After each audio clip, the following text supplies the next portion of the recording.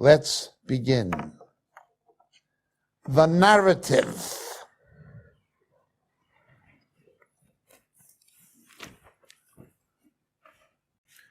You must preserve.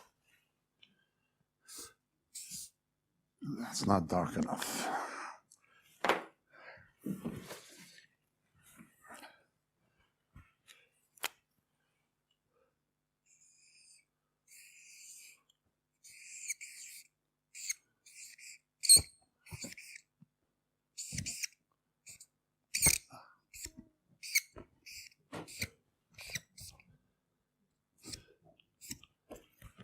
You must at all costs preserve the narrative.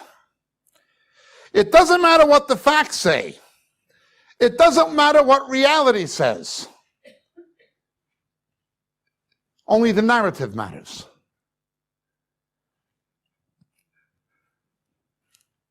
Today, we call it Olenskyism. Barack Obama was an Olenskyist. Hillary Clinton, Olenskyism.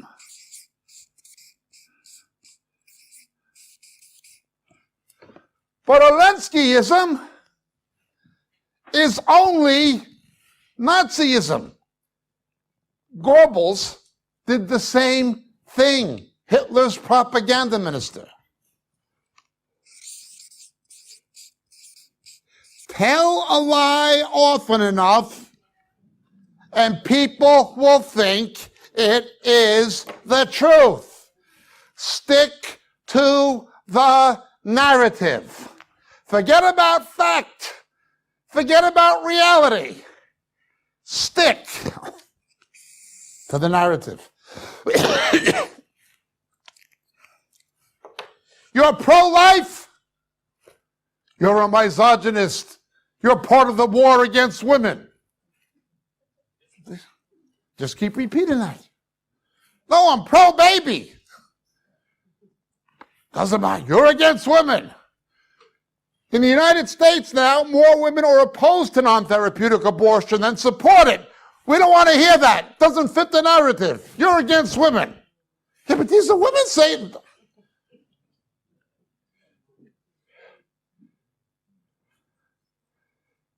53% of American women voted for Donald Trump. We don't want to hear that.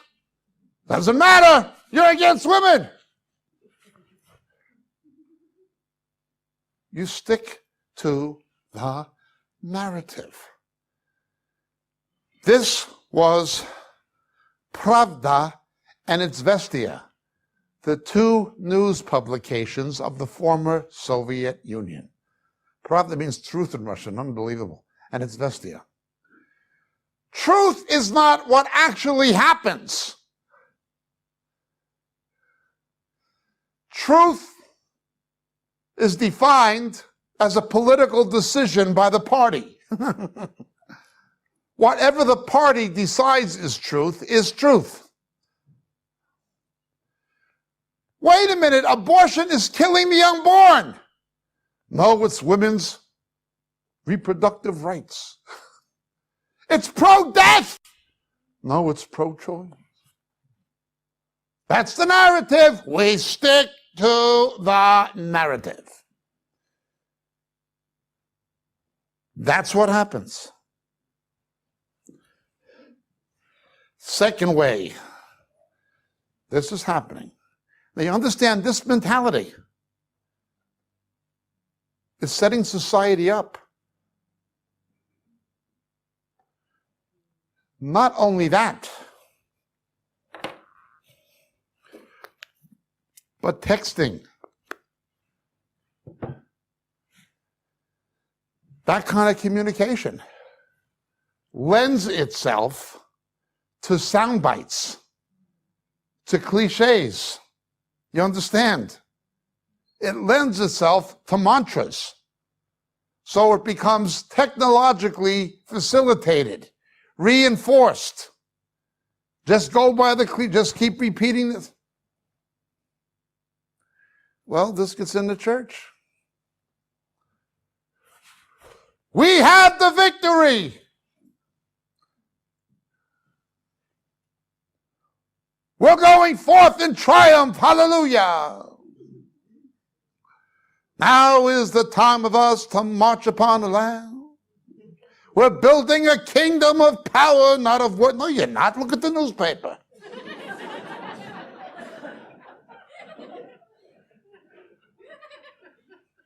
That's not the narrative. Yeah, but it's the mantra. You understand? Israel? The Jews have repeatedly ended up the proverbial man on back of the 8 ball. Goes back to Jacob. Very clever. He counter-maneuvered Laban. Resourceful. Yet, he wound up in a dark night of the soul. It was only God's intervention that saved his neck. The Jews would have been wiped out at least 20 times in the last 2,500 years. The Jews would have been wiped out at least 20 times apart from divine intervention.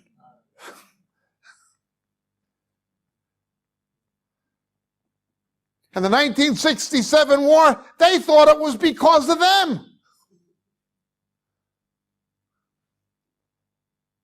No. It was because of God and because of the stupidity of Islam and the corruption of the Soviet Union who backed it. That's what happened.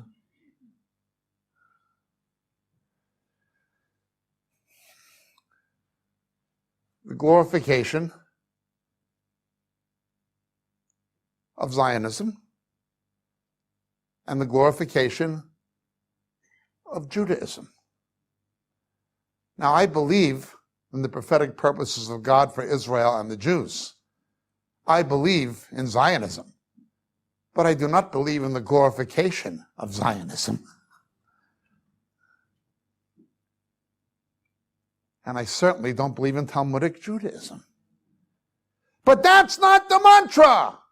The mantra, Am Yisrael Hai, Am Yisrael Hai, Am Yisrael, Am Yisrael, Am Yisrael. No, Am Yisrael lies. It's God's undeserved grace. It's his promise to your fathers. That's why you have survived.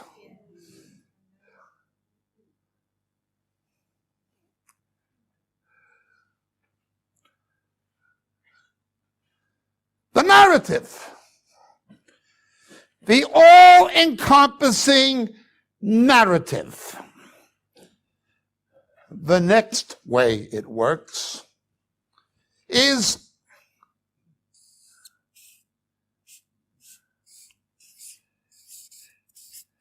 education. Education, educa, co-equally comes from 2 Latin words.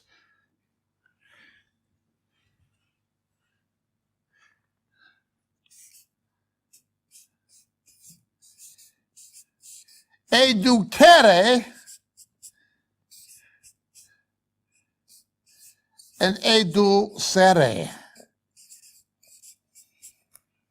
Etymologically similar, but 2 different meanings. Educere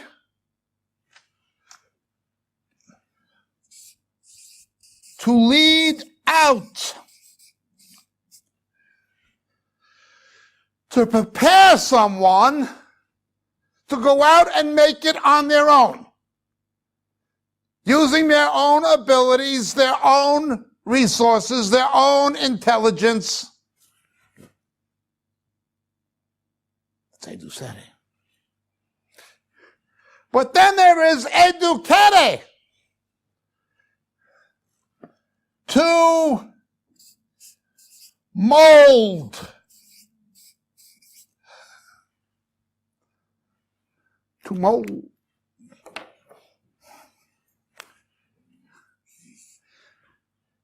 Educere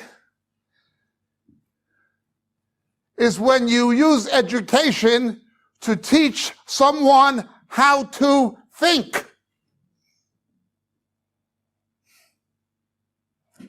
Educare is where you use education to teach someone not to think.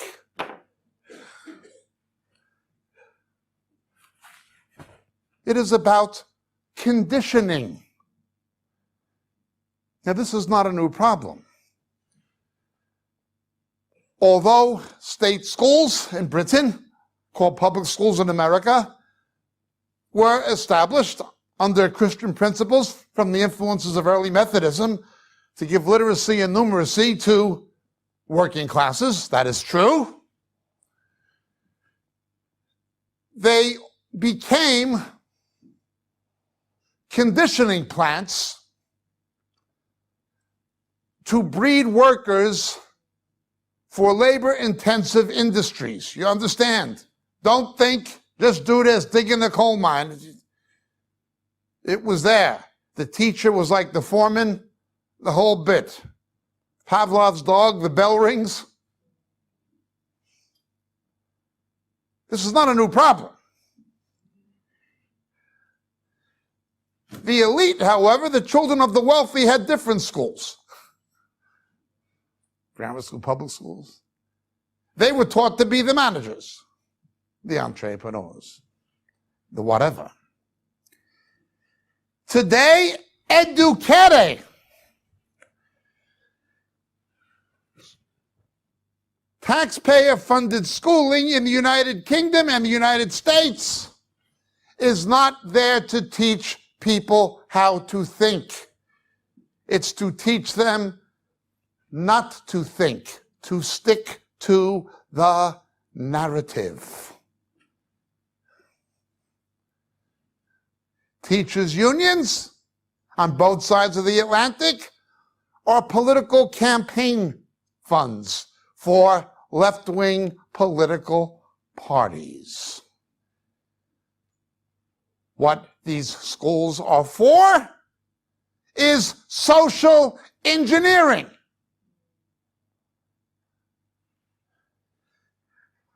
They are taken over by an Antichrist spirit. You must teach Darwinism. You cannot teach the alternative to it.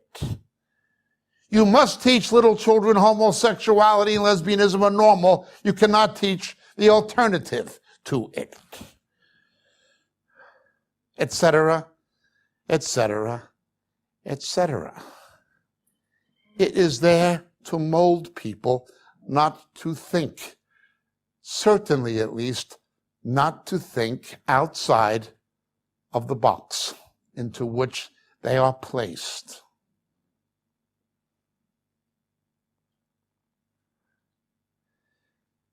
They hate charter schools. They hate homeschools. They hate faith-based private schools. Church-run schools, unless it's the C of E. Or the Roman Church. You know, the pedophile academies. They're all right. But a school that teaches God is the creator, a school that teaches Adam and Eve instead of Adam and Steve, that's not the narrative. But you have to understand, there is an Antichrist spirit on back of this stuff.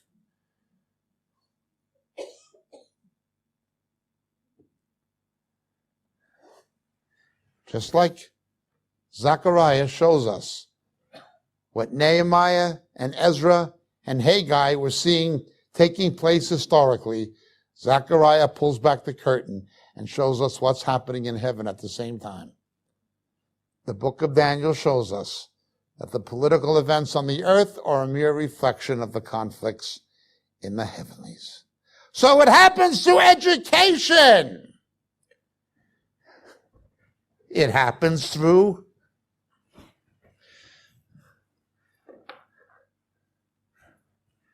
media.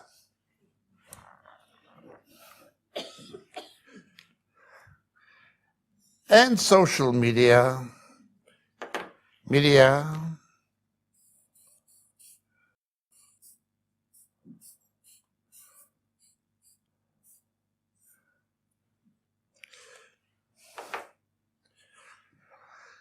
Again, not a new situation. This has gone on in newspaper dynasties to the time of Citizen Kane, if you've ever seen the film about William Randolph Hearst. It's not a new problem, but now it's perfected to an art form. There's no BBC News. There's no CNN News. The news is not reported. It is editorialized along the line of the biases the establishment wants people to subscribe to.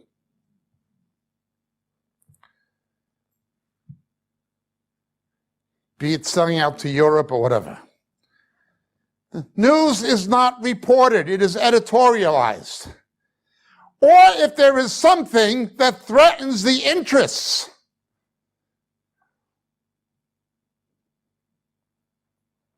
of those who want to perpetuate the narrative, it's either underreported or ignored.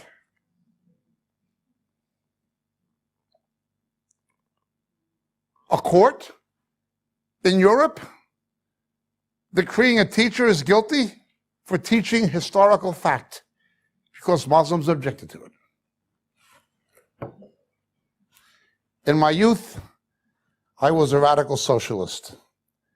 It was different then. There were reasons. We saw in the States the Vietnam War. And while Americans were being drafted and sent to Vietnam with no right to vote yet,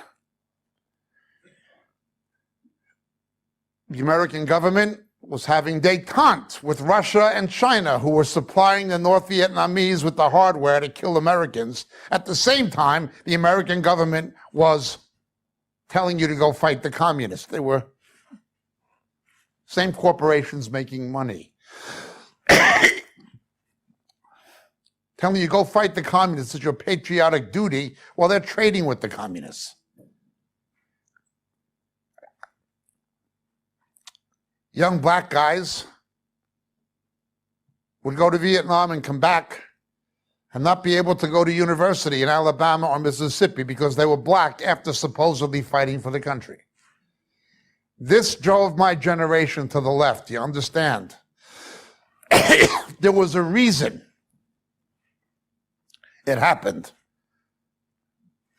Now, eventually I saw through it. But I'd supported militant black organizations like the Black Panthers and things like this. I supported them when I was a teenager. Now understand this.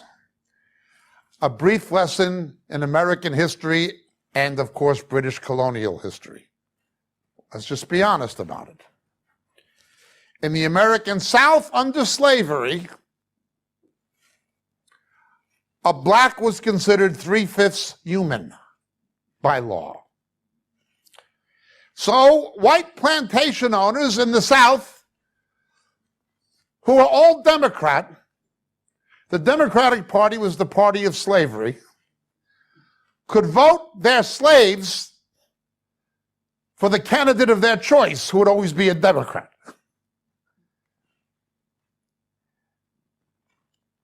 there were people called Uncle Toms, blacks who collaborated with the plantation owners, whose money and investment from the cotton trade was in England, in Britain. You see this in the film Gone with the Wind, as the back tells you some of the background of what was happening at that time. And that was it. This is how you vote if you're black.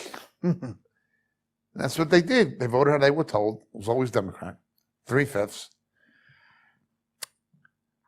Black men were breeding stock. They were studs. Send them back to the field. The United States outlawed the importation of slavery well before the American Civil War, so you had to breed them internally. That's what they did. Now, I'm not a Republican or a Democrat, but it was the Republicans, it was Abraham Lincoln who stopped this. You understand? It wasn't Democrats. After the Civil War, after emancipation, came Reconstruction. But it was the same thing. Slavery with a different name. You just found a way to lock a black guy up, put him on a chain gang.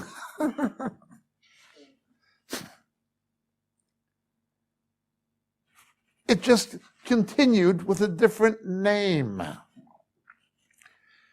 Now, under Bill Clinton, the black American prison population tripled. What do you do with a black? Well, 3 out of 4 black American children are born out of wedlock. He's just a stud. The others are on welfare. He's just a breeding stock. Lock him up, put him in chains, handcuff him, send him back to jail. Can't get a job, you gave it to an illegal alien. So you get Uncle Toms. Barack Obama and these guys vote Democrat. It's the same thing that's always happened, you understand? It's the same thing. Hold the black man down, hold the Hispanic down, the American Indian. It's always the same game.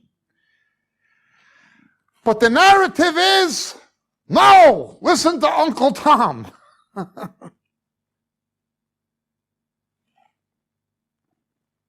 This is getting worse. What's really odd is Hispanics and blacks who see through this and who try to warn and say, look, this is a lie.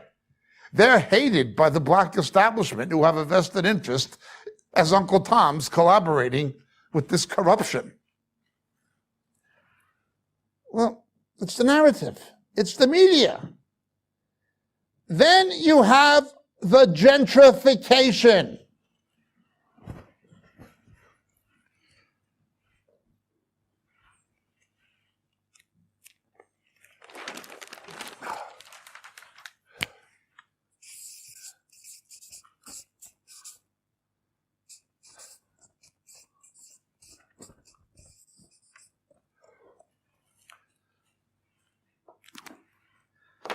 San Francisco is a mess.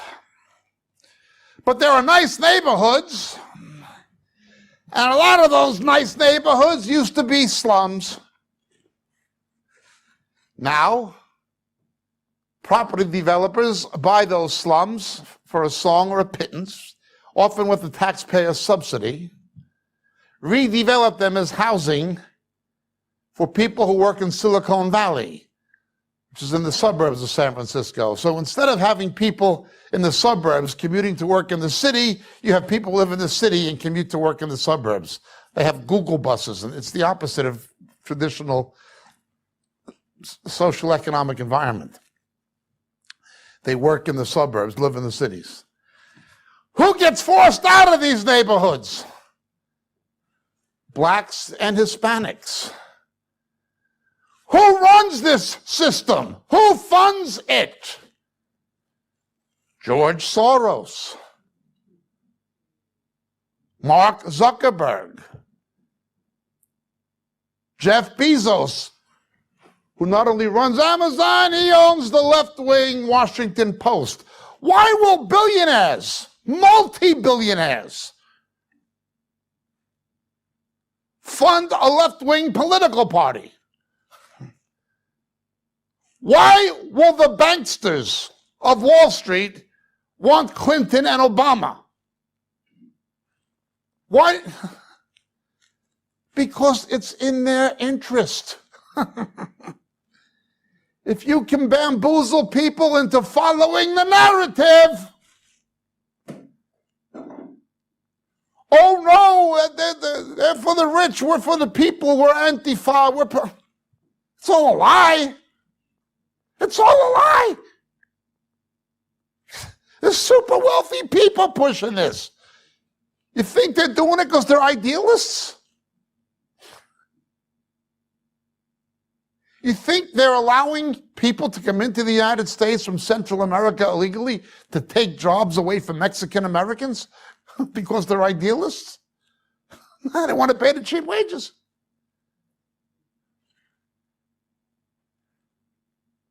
So the next thing that happens is victimization. You're the victim. You're in this situation because you're the victim. A child born out of wedlock in the United States of any race is much less likely to finish high school and much more likely to wind up in the criminal justice system at some point in his youth.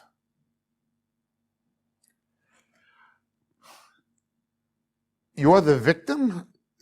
That 3 out of 4 Afro-American children are born out of wedlock? The civil rights movement came out of Christianity. The Southern Christian Leadership Conference. These were people who had faith-based values. That's all gone. Now, you're the victim. South Africa. Apartheid has been over for 20 years or more. You're the victim. What's happening? African black African unemployment has more than doubled since the end of apartheid. Black underemployment is incalculable. Infant mortality has gone through the roof. Longevity has gone through the basement. Now, I was deeply, outspokenly opposed to apartheid. It was racist and unjust.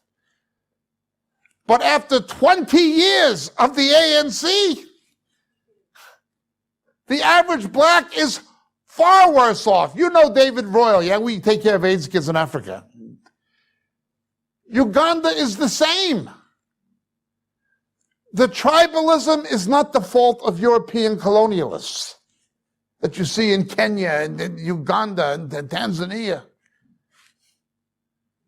But you got to perpetuate the victim mentality. Now, countries that do not do that. Has anybody been to Singapore? What was Singapore in the late 1960s? A slum-cluttered island. What is Singapore now? It's unbelievable.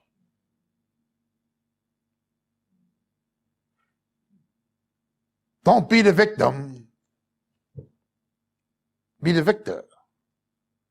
Upward mobility, work, study. Perpetuate the victim mentality. They do it in Northern Ireland with the Catholics. They do it in Northern Ireland with the Catholics. You perpetuate the victim mentality. As long as you make somebody think that they're the victim perpetually, to the point where they don't have to be responsible for their own actions and own decisions, they will always remain the low man on the totem pole. And you'll always have their vote because you're showing sympathy to the victim. They redefine morality. Instead of you get married and you have children within the confines of wedlock, and you bring them up in a stable family and they have a father who's a role model and things like this, no, you destroy the family. Instead of morality being defined by personal righteousness, moral living, morality becomes redefined as your position on social policy. Are you green enough?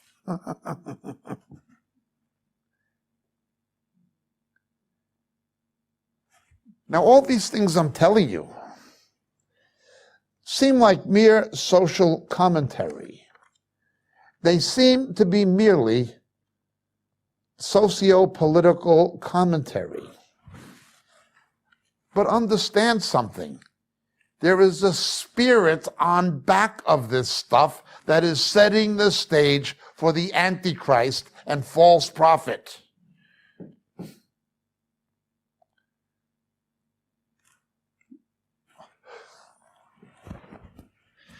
Remember, you'll be brought before magistrates and kings. We've pointed this out before.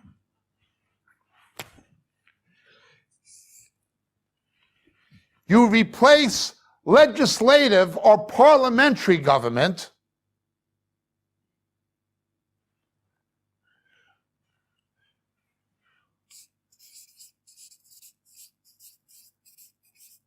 with bureaucratic and judicial government.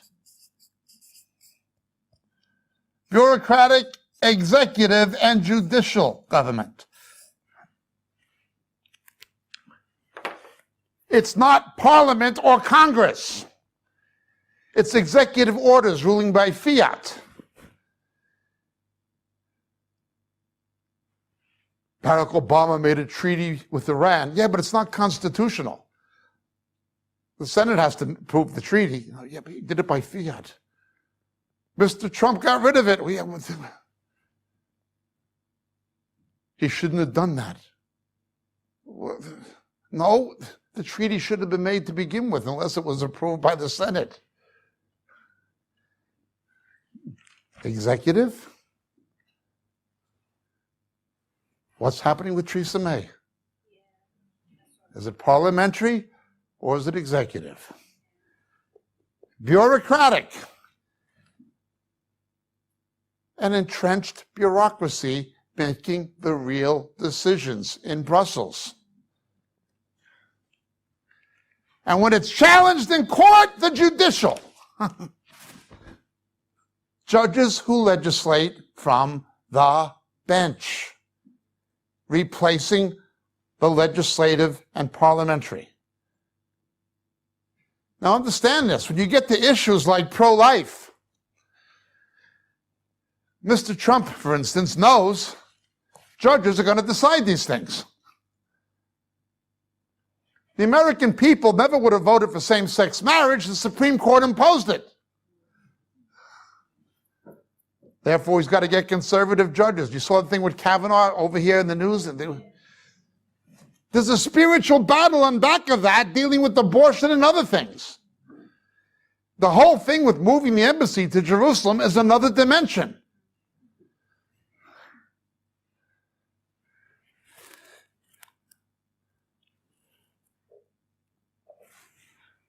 The next thing that happens in preserving the narrative, pay attention,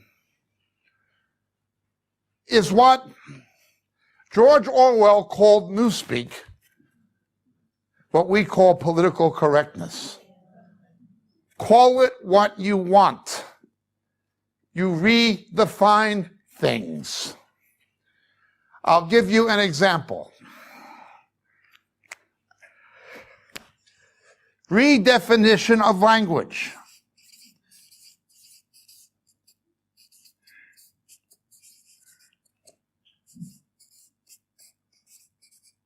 Comes from something called deconstructionism, associated with the French Jewish philosopher in the 1960s. Somebody of considerable fame at that time, Jacques Derrida.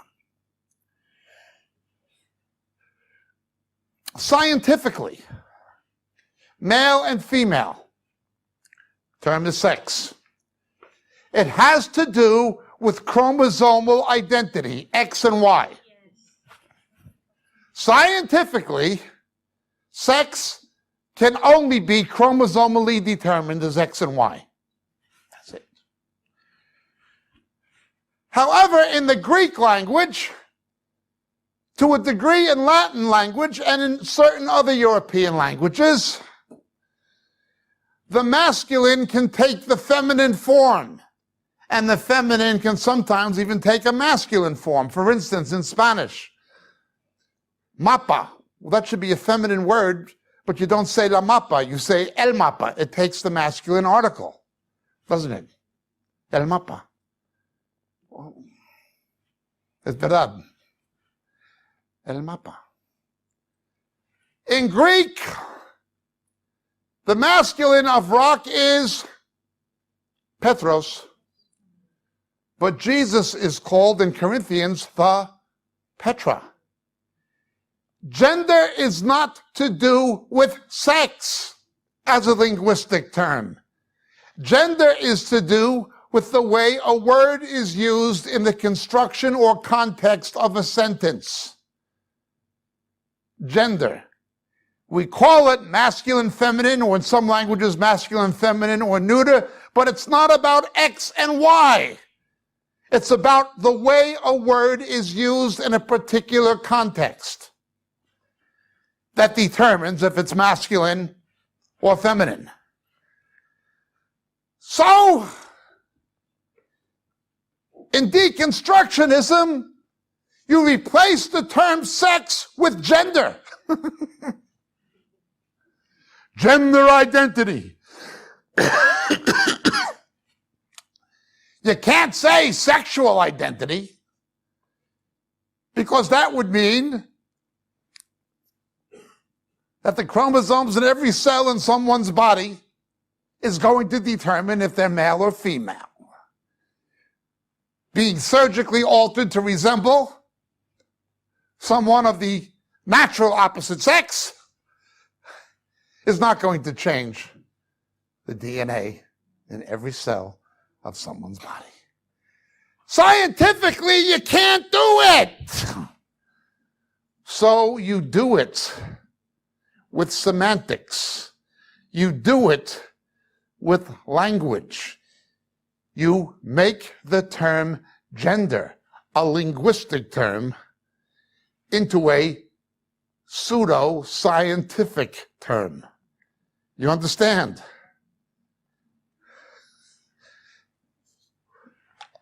In deconstructionism of Derrida, it began as a literary form of literary criticism, where the assumptions about identity and truth are brought into question because words are thought to refer to other words. This gained momentum among left-wing intellectuals, particularly in France, and then began permeating the academic establishment of other countries, including Britain and America. Okay? You deconstruct the traditional meaning and give a new one.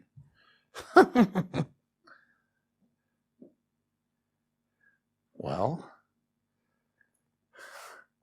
what happens when this gets into the church?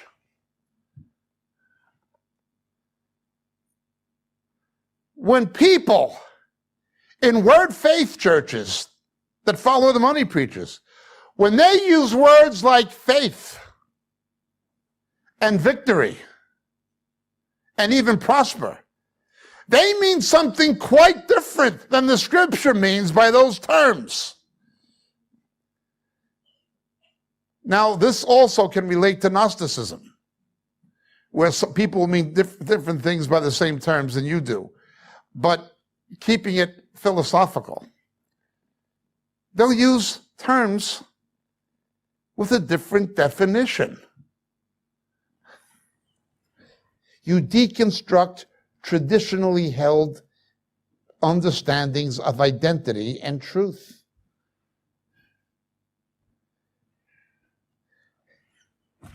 Well, constitutionally, deconstructionists hate the Constitution. They hate any kind of Constitution.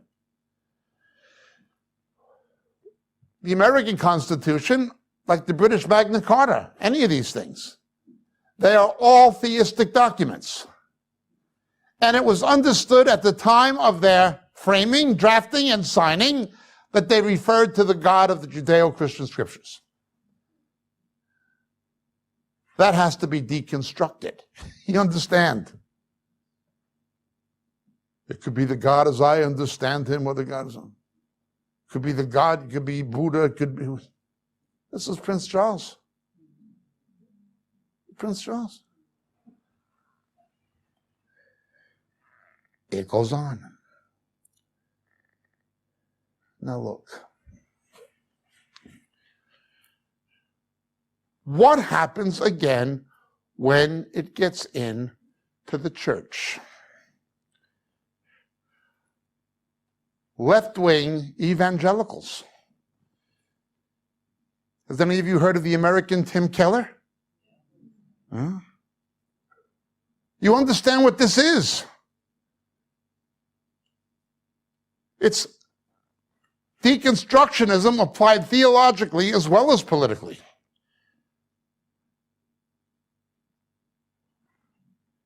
You deconstruct the original understanding of the meaning. You attack the foundations. You teach it in schools. Dictatorial pastors, egomaniacs, religious narcissists, people like Steve Furtick. He's the worst I personally have seen, but he's not the only one. What's in back of this stuff? Well, the narrative. It's always the narrative. But it's not God's narrative. It's the narrative of the cosmos. It's the narrative of the cosmon. It is the narrative driven by a spirit of Antichrist that is setting the stage for the Antichrist. That's what it is. It relates to many things. To the zeitgeist, the spirit of the age. It relates to many things. It relates to the technosphere. It relates to many things, but it comes down to one basic thing that 1 John tells us. The cosmos and the cosmon, the system, the narrative, the myth treated as fact. In the first century, the demon-possessed bisexual emperor Caligula said his daughter was a son, and arranged the marriage ceremony to a horse. Legally recognized.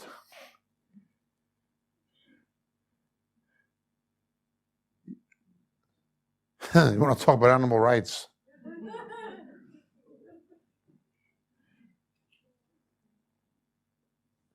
The difference is, in those days,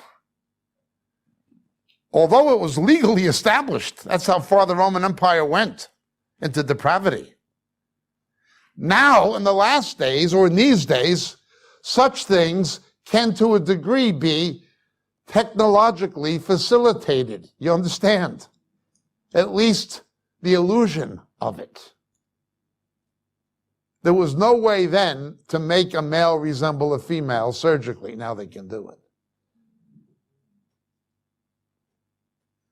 I can understand this. I used to be a man trapped in a woman's body. But then I was born.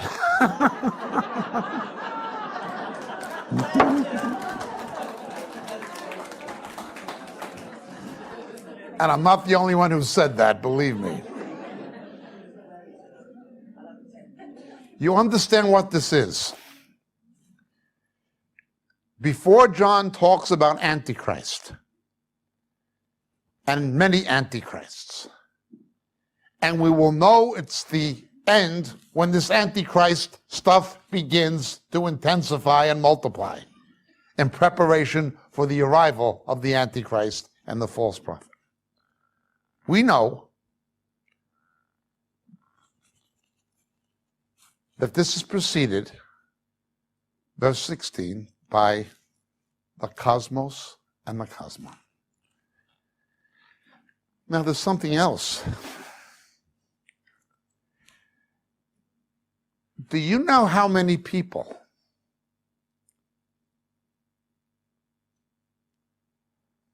doing this stuff, not all of them, but a disproportionately large percentage of them are Jewish? Now, they will not tell you, anti-Semites will not tell you that the people opposing it, like Ben Shapiro and Dennis Prager and Mark Levin and Michael Savage, they won't tell you that the people who are opposing it and warning against it are disproportional numbers Jewish also. They won't tell you that. The anti-Semites will just say Jews are doing this. You understand? Yet there's no question. The same as there's a disproportionate number of Jews warning against it. There's a disproportionate number of left-wing Jews doing it. Soros being one. Zuckerberg. There's a final thing they are doing now. Deplatformization. And I will leave with this. In deplatformization, Norwegian cruises have done this. MasterCard has done this. Facebook has done this. It gets worse and worse. So many of them are doing it.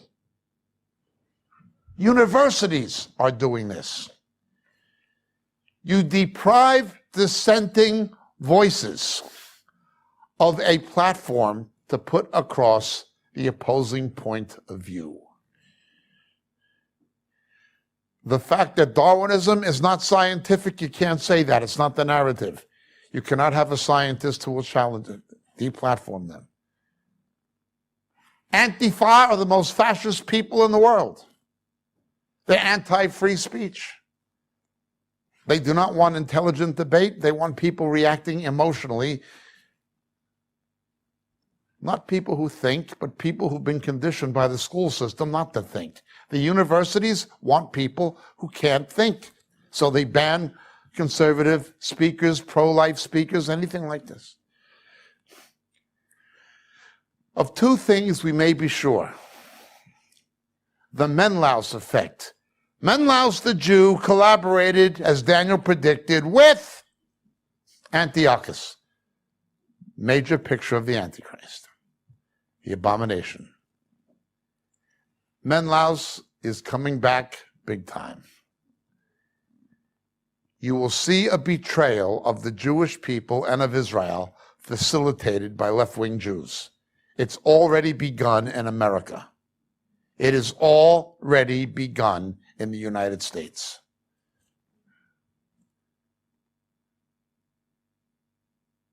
And you will see a betrayal of the body of Christ, not just by left-wing so-called Christians, but by left-wing professing evangelicals. Gary Burge, Stephen Sizer, Tim Keller,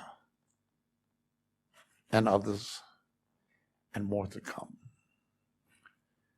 That is what is happening. It'll go against Israel. it'll go against the church, the true church. The left-wing Jews will attack traditional Jewish identity, Jewish preservation. The same thing will happen within the church. Our identity, our very identity in Christ will be challenged and is being challenged by people like Steve Chalk in this country.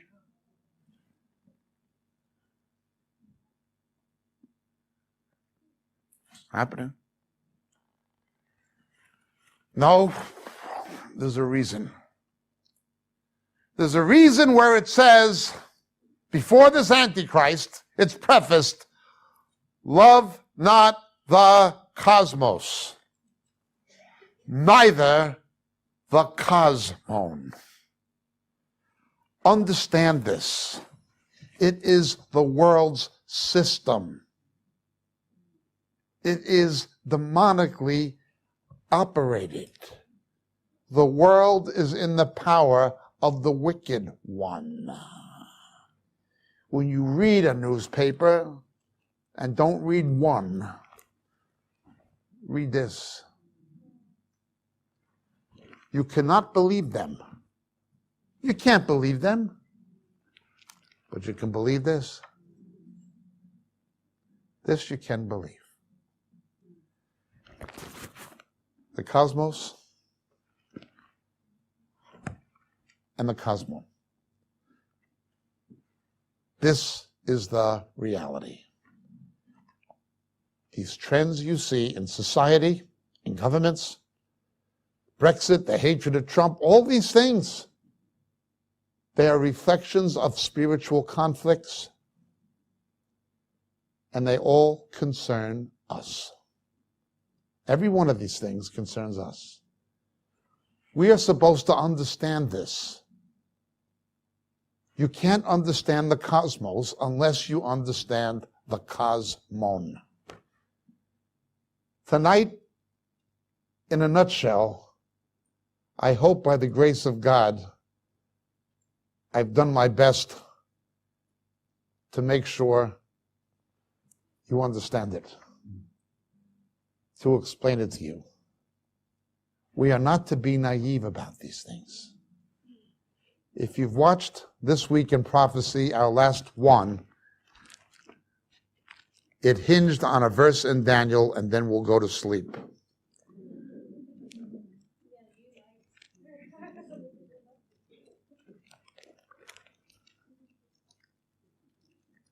Turn with me to Daniel 2, please. Verse 21, it's he who changes the times and the epochs, that's the Lord. He removes kings and establishes kings. He's responsible with governments. He gives wisdom to wise men and knowledge to men of understanding. Ultimately, the Lord is the Lord of these events. It doesn't happen unless he allows it. Sometimes he causes it. But he wants us. He wants you and he wants me to be wise men and women. He gives us wisdom. Jesus is our wisdom. And knowledge to men and women of understanding. This is not just an academic lecture. Make sure you understand this. The cosmos and the cosmon. God bless. Have a good night.